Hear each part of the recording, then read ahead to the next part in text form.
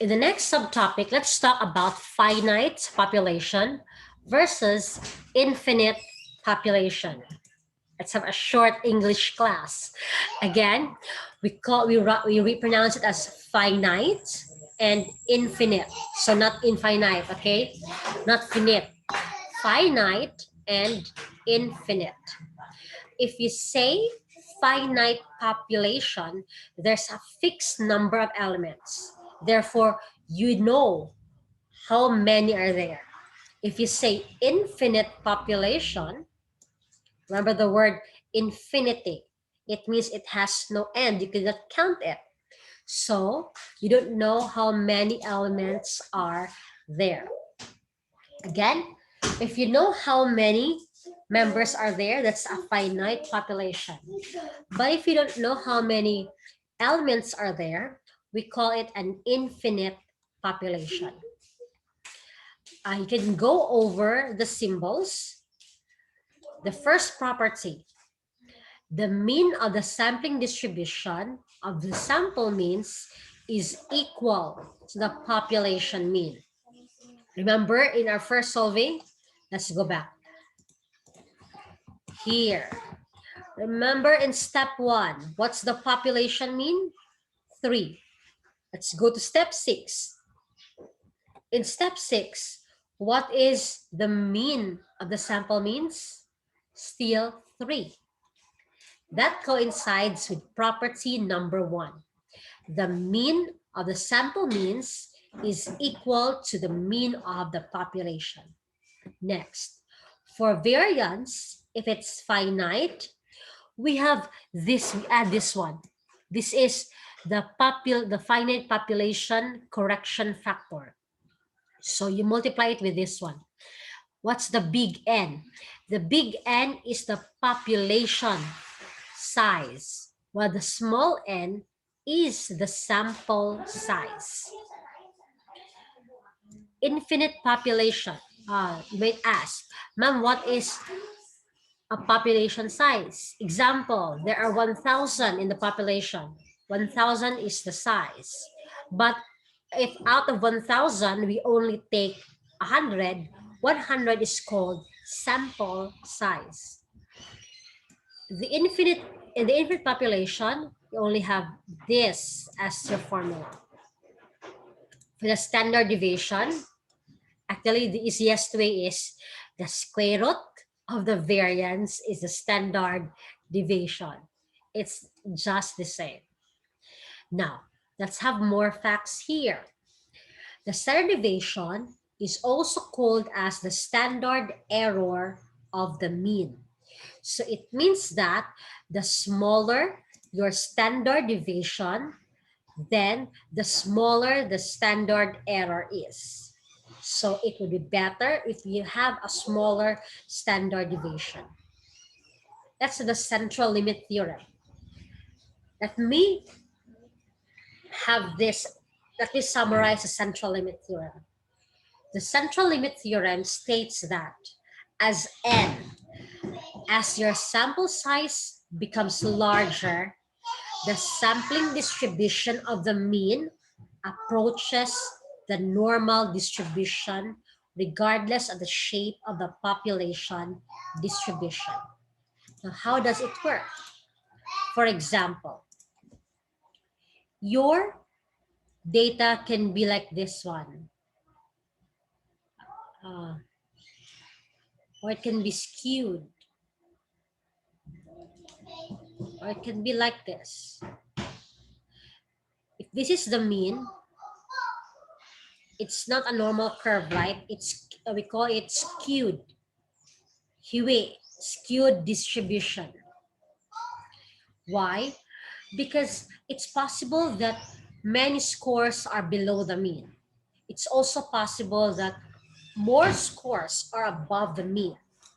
But if you will increase your sample size as it approaches infinity, the larger your sample size is, the more normal your distribution will become. Now, so back to our material. Let's have Problem number 1. A population has a mean of 60. Remember, the mean is 60. And a standard deviation of 6. A random sample of 16 measurements is drawn.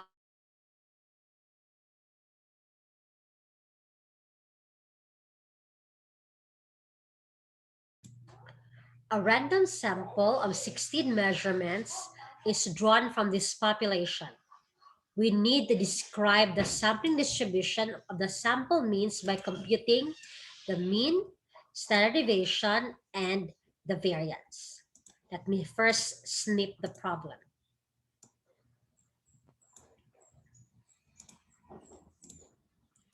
Now, what is being asked? We need to compute the mean, standard deviation, and the variance. Now, what's the given? Our population mean, or our mu, is 60. Our standard deviation, our sigma, is 6. We need to check first. Is our data finite or of infinite population? You might say, ma'am, finite because there are 16 measurements drawn. But in reality, that is an infinite population. Why? Yes, there are 16 measurements drawn, but how many are there in the population? You don't know, right? So this becomes an infinite population. Let's solve for the mean. What's the mean? Remember, the mean is equal to the population mean. So our mean is still 60. Or we say that's mu of x bar. Next, let's solve for the standard deviation or the variance. Remember our variance, which is sigma squared of x bar. Why do we need to have x bar? This means sampling distribution is equal to sigma squared over n. What's our sigma squared? That's 6 squared over our n is 16. So 36 divided by 16, our sigma squared is 2.25. Ma'am, what if the answer is not a terminating decimal? Then you need to use this sign. It means approximately. Let's solve for the standard deviation. The standard deviation is just the square root of the variance. So the square root of 2.25, the answer is 1.5. So let us sum it up. Our mean is 60. Our standard deviation is 2.25. The variance is 2.25. Our standard deviation is 1.5. Let's go to the next problem. The height of male college students is normally distributed with a mean of 68 inches. This is the population mean. So this is also our sample means. And a standard deviation of 3 inches. If 80 samples consisting of 25 students are drawn from the population, what would be the expected mean? Our expected mean is 68, the same with the population. How about the standard deviation and variance? Now, do you know how many are in the population? You don't know, right? So still, this is infinite population. Now, what's our n? You say if 80 samples consisting of 25 students, it means 80 sample groups with 25 students each. So the 25 here is our sample size, our n. Let's solve for the standard, the variance first. Our sigma, where's that one? Standard deviation of 3. So we have 3 squared divided by 25. That is 0.36. Our standard deviation is simply the square root of 0.36. The answer is 0.60 or 0.6. So again, our mean is 68.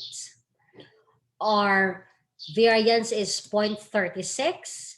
And our standard deviation is 0.6. So for your activity today, be sure